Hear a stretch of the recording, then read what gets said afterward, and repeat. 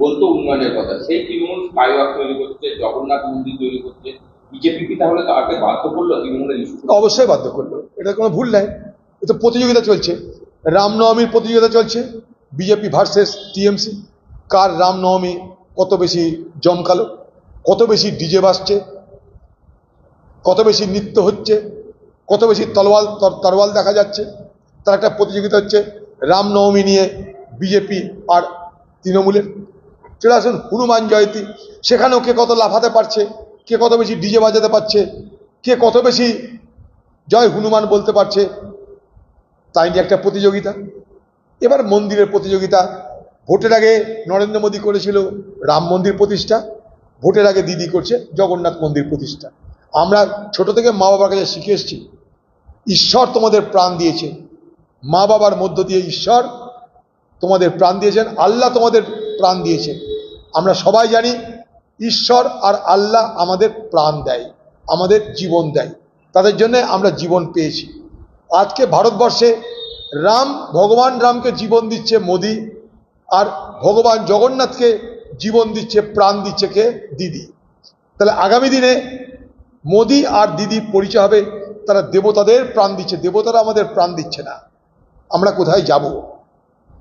এই রামকৃষ্ণের বাংলায়, বিবেকানন্দের বাংলায়, সারদামণির বাংলায় আমরা কোথায় যাব জানি না। এ প্রতিযোগিতা কেন? ভোটের জন্য সরকারি টাকা খরচ করে মন্দির নির্মাণ, আর মন্দির নির্মাণকে কেন্দ্র করে যেমন মোদিজি করেছিল সারা দেশব্যাপী এক প্রচারের ঢক্কানিনাদ, বাংলায় সেই ঢক্কানিনাদ হচ্ছে। রাম মন্দির প্রতিষ্ঠা হওয়া সত্ত্বেও অযোধ্যাতে কিন্তু হেরেছিল সেই বিজেপি।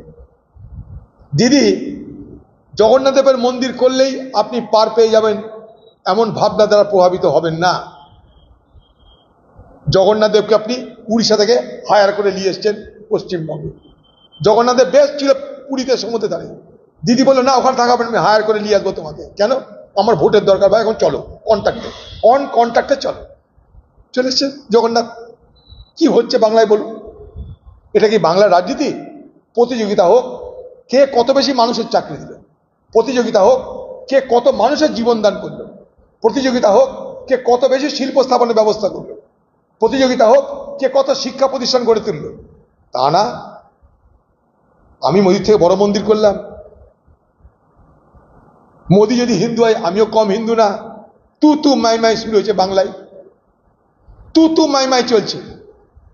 মোদি তুইও পারিস, আমিও পারি।